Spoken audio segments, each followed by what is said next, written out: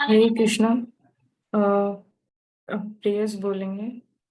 नमो विष्णुपदाय कृष्ण पृष्ठाय भूतले श्रीमती लोकनाथ स्वामी निति नामिने। नमो विष्णुपदाय कृष्ण पृष्ठाय भूतले श्रीमती भक्ति वेदांत स्वामी निति नामिने। नमस्ते सरस्वती देवी गौरवाणी प्रचारिणे निर्विशेष शून्यवादी पाश्चात्य देशकारिणे। जय श्री कृष्ण चैतन्य प्रभु नित्यानंद श्री अद्वैत गदाधर शिवाचार्य श्री गौर भक्तवृंद। हरे कृष्ण कृष्ण कृष्ण हरे हरे, हरे राम राम राम हरे हरे। कृष्ण।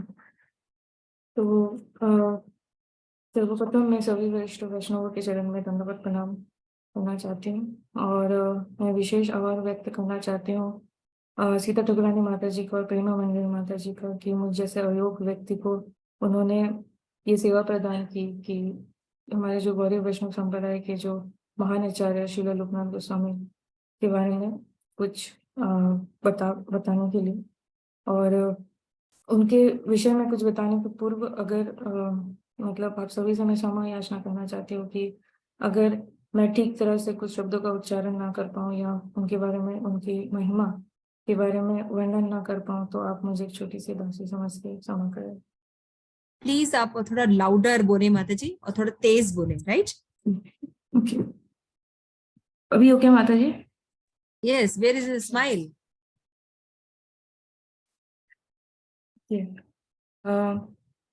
तो हम श्री लोकनाथ गोस्वामी के गोस्वामी के बारे में आज हम जानते हैं।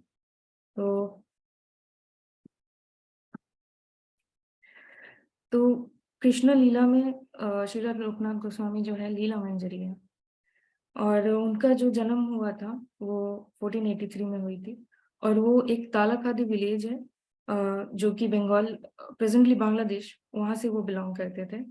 और उनका जो पिताजी का थोड़ा नाम, लाउडर बोलो बेटा, थोड़ा लाउडर बोलो, बिल्कुल सुनाई नहीं दे रहा है, अच्छे से बोलो एंड लाउड प्लीज।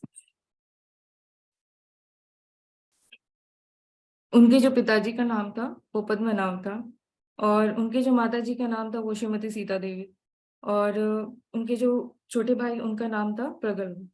तो लोकनाथ गोस्वामी बहुत ही विद्वान फैमिली से बिलोंग करते थे और वो केवल मात्र 14 वर्ष से ही श्रीमद् भागवतम का पठन करना शुरू कर दिए थे, वो भी अद्वैत आचार्य प्रभु के अंडर में। फिर अभी हम आते हैं कि नेक्स्ट जो उनका पड़ाव है जीवन का वो है महाप्रभु का निर्देश। तो लोकनाथ गोस्वामी जो है उन्होंने संन्यास ले लिए थे साल 1510 में और वो महाप्रभु से बहुत प्रेम करते थे और वो महाप्रभु से मिलने आए नवद्वीप में। तो ऐसा दृश्य था कि महाप्रभु अपने पार्षदों के साथ डिस्कस कर रहे थे, आलोचना कर रहे थे कि कैसे वो वृंदावन के जो विलुप्त कृष्ण के स्थल है वो ढूंढ निकालेंगे। उसी समय लोकनाथ गोस्वामी आए और फिर जैसे श्री चैतन्य महाप्रभु लोकनाथ गोस्वामी को देखे तो वो बहुत खुश हो गया और उनको आभास प्रदान मतलब वो आभास हुआ कि लोकनाथ गोस्वामी ही है जो ये वृंदावन में जो कृष्ण के जो लीला स्थलियां हैं जो विलुप्त हो चुके हैं, मुगलों ने जो डिस्ट्रॉय कर दिया है, उन्हें वो ढूंढ निकालेंगे। तो तुरंत ही जैसे वो आए तुरंत ही उन्हें महाप्रभु ने श्री लोकनाथ गोस्वामी को निर्देश दिए कि आप वृंदावन जाइए और कृष्ण के जो जितने भी विलुप्त स्थलियां कृष्ण लीला के वो सारे ढूंढ निकालिए और ये भी कहे कि वो संन्यास लेने वाले हैं बहुत ही जल्द। तो ये सुन के जो लोकनाथ गोस्वामी बहुत ही दुखी हो गए और बहुत मतलब क्योंकि वो आए ही थे नवद्वीप श्री चैतन्य महाप्रभु के संग करने के लिए, पर तुरंत ही महाप्रभु ने उन्हें निर्देश दे दिया कि आप जाके ब्रज में कृष्ण जी के जो विलुप्त लीला स्थली उन्हें ढूंढ निकाले। तो जब वो चैतन्य महाप्रभु लोकनाथ गोस्वामी के जो देखे कि वो काफी चिंतित थे तो उन्होंने फिर लोकनाथ गोस्वामी को गले लगाए और उन्होंने फिर निर्देश दिया। तो फिर लोकनाथ गोस्वामी फिर ब्रज के लिए निकल पड़े। फिर ये देख के भूगर्भ गोस्वामी जो थे कि लोकनाथ गोस्वामी इतने दुखी थे तो उन्होंने फिर ये तय किया कि वो भी लोकनाथ गोस्वामी के साथ ब्रज में जाके कृष्ण के जो लीला स्थलीय है विलुप्त, वो ढूंढ निकालेंगे। तो फिर जब जब वो ब्रज पहुंचे, उससे पहले वो काफी जैसे लखनऊ, ताजपुर या पूर्णिया ऐसे जगह और काफी पुण्य स्थलों से गुजर के फिर वो ब्रज में फाइनली पहुंच गए। फिर जब वो वृंदावन आए, फिर भी वो जो विरह जो थे, मतलब विरह जो कृष्ण महाप्रभु से जो दूर, मतलब संग नहीं प्राप्त हुआ, मतलब वो जो विरह का जो दुख था, वो तब भी मतलब बहुत रो रहे थे, बहुत रो रहे थे। पर उन्होंने जो है महाप्रभु के जो निर्देश को मन से फॉलो किया, स्ट्रिक्टली फॉलो किया, और वो फिर वृंदावन में शुरू कर दिए कार्य लीला स्थली को ढूंढने में। फिर जो निर्देश मिला था, क्यों वो काफी मतलब आसान नहीं था, क्योंकि जो वो मतलब जो लीला स्थली है वो जंगल, मतलब पूरी तरह से मुगलों ने डिस्ट्रॉय कर दिया था, जिसके कारण वो काफी जंगल हो गया, मतलब जंगल जैसे हो गया था, और बहुत ही डेंजरस एनिमल्स सारे थे। तो उसके बावजूद भी जो बोलते हैं ना कि व्रज में श्रीमती राधा रानी के आशीर्वाद के बिना कुछ होता नहीं है, तो श्रीमती राधा रानी के आशीर्वाद की कृपा से उन्होंने 333 लीला स्थलियों को ढूंढ निकाले। तो आज हम जो लीला स्थलियों को दर्शन कर पा रहे हैं, वो उसके लिए हम लोकनाथ गोस्वामी के बहुत बड़े, मतलब जस्ट बिकॉज ऑफ हिम हम आज ये लीला स्थलियों को दर्शन कर पा रहे हैं। अब उसके बाद हुआ कि कुछ समय पूर्व उन्हें फिर पता चला कि महाप्रभु ने संन्यास ले लिया। फिर वो पुरी से होके फिर वो साउथ इंडिया पहुंचे। तो ये सुन के लोकनाथ गोस्वामी जो है वो तुरंत साउथ इंडिया चल गए उनका संग प्राप्त करने के लिए। पर जब वो साउथ में पहुंचे लोकनाथ गोस्वामी, तब उन्हें पता चला महाप्रभु तो वृंदावन चले गए। फिर ये सुन के फिर लोकनाथ गोस्वामी जो है वो वृंदावन चले गए। तो जैसे वो वृंदावन पहुंचे, उन्हें पता चला कि वो वृंदावन से अब प्रयाग चले गए। तो जैसे वो मतलब वो मन में डिटरमाइंड थे कि अब वो जाके प्रयाग में जाके उनका संग प्राप्त करेंगे, उनसे मिलेंगे। तभी महाप्रभु ने उन्हें उनके सपने में आए और उनको बोले कि आप इधर उधर मत जाइए, आप वृंदावन में ही रहिए और अपना भजन कंटिन्यू कीजिए। तो उसके कुछ दिन बाद, समय बाद, फिर रूप गोस्वामी, गोपाल भट्ट गोस्वामी, सनातन गोस्वामी और भगवान महाप्रभु के और भी जो पार्षद है, सब वृंदावन में आए और फिर उनके संग में वो भजन अपना कंटिन्यू किए। अब नेक्स्ट हम आते हैं उनके विग्रह के बारे में, हिज बिलोवेड डीटीज। तो लोकनाथ गोस्वामी जो है बहुत आनंद से कृष्ण के लीला स्थलियों को जा रहे थे, मतलब विजिट कर रहे थे, और जहाँ पे कृष्ण अपने पास टाइम्स किए थे। फिर वो खांडेर वन पहुंचे। तो खांडेर वन में किशोरी कुंड है, जो छत्रवन में है, उमारो विलेज के सामने। वो दृश्य जो था, वो देख के वो इतना मुग्ध हो गए कि उन्हें फिर बहुत स्ट्रॉन्ग डिजायर हुआ कि वो जो है राधा कृष्ण को विग्रह के फॉर्म में सेवा करना चाहते हैं, विग्रह को सेवा करना चाहते हैं। तो फिर जो भगवान हमारे हैं, तो वो तो अपने भक्तों के जो डिजायर्स के जो वो तो समझते, वो जानते ही है।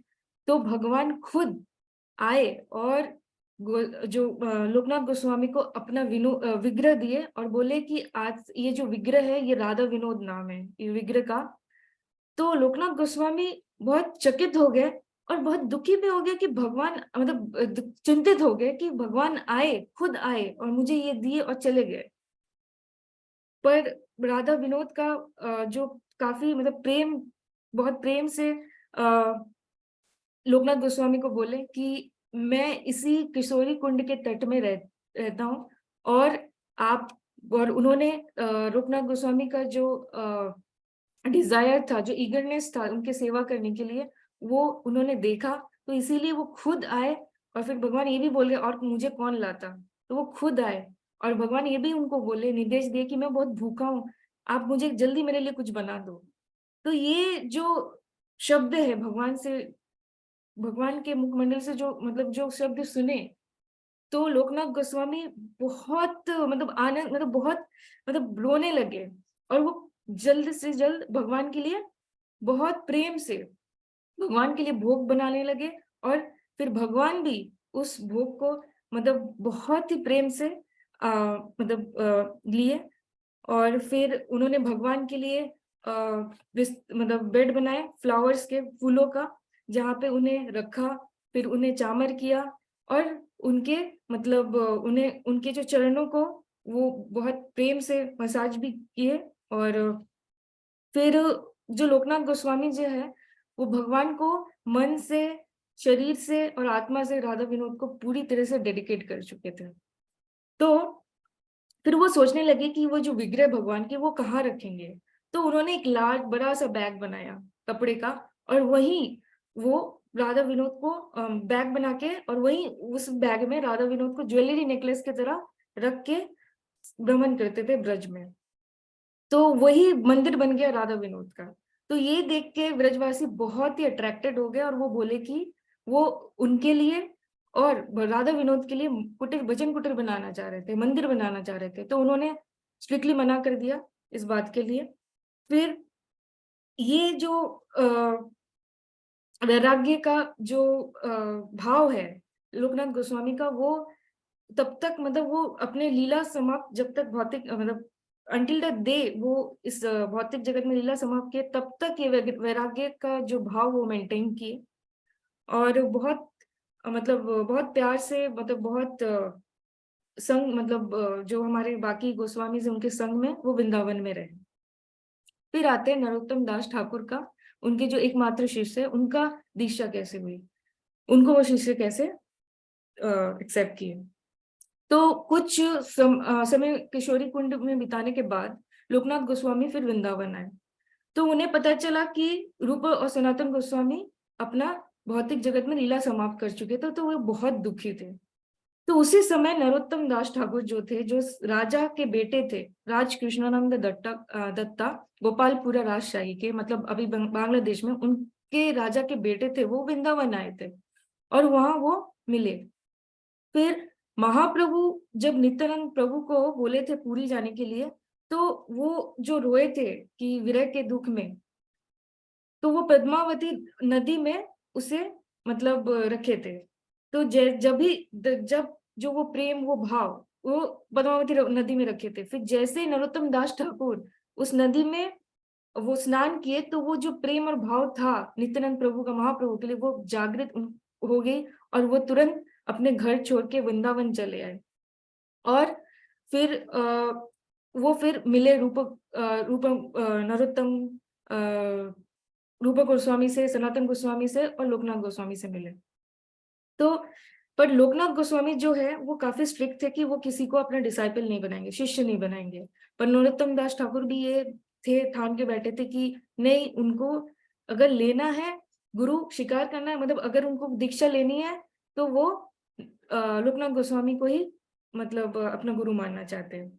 और वो रिपीटेडली बोलते थे लोकनाथ गोस्वामी को कि आप मुझे मेरे पे दया कीजिए और मुझे अपना शिष्य स्वीकार कीजिए मुझे। तो फिर कॉन्स्टेंटली लोकनाथ गोस्वामी भी अपने जो थे वो मना कर रहे थे।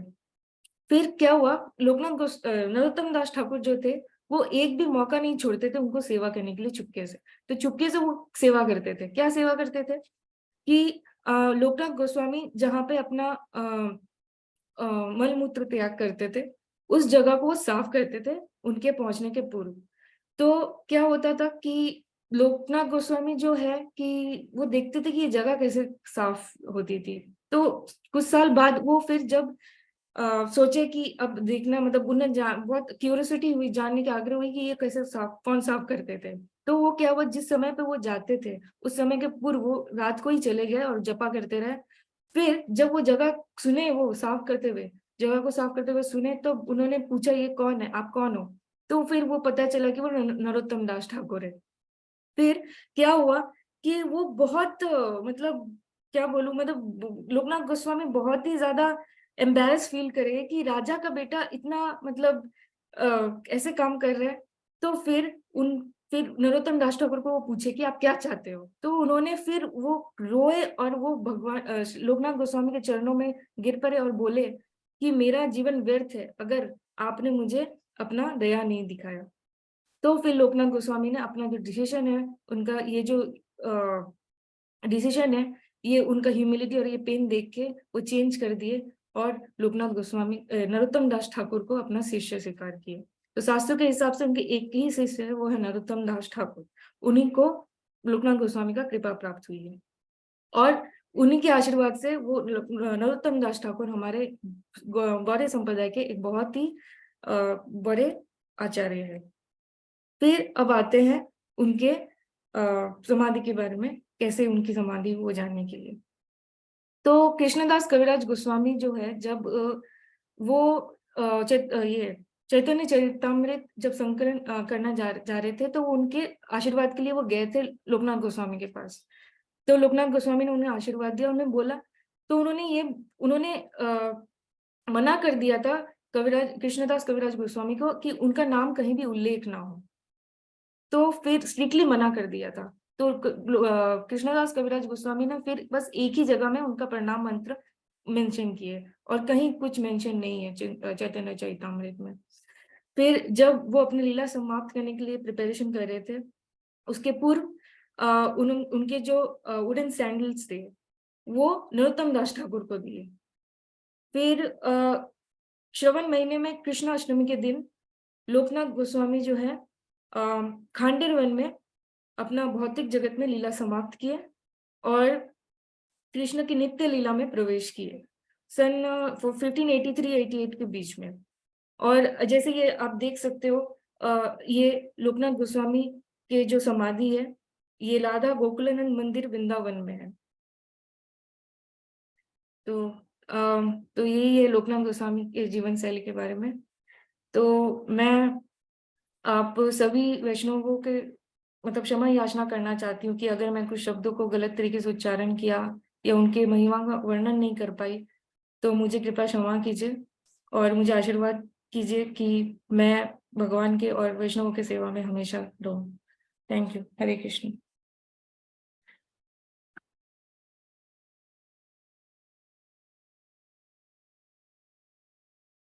Stop the recording.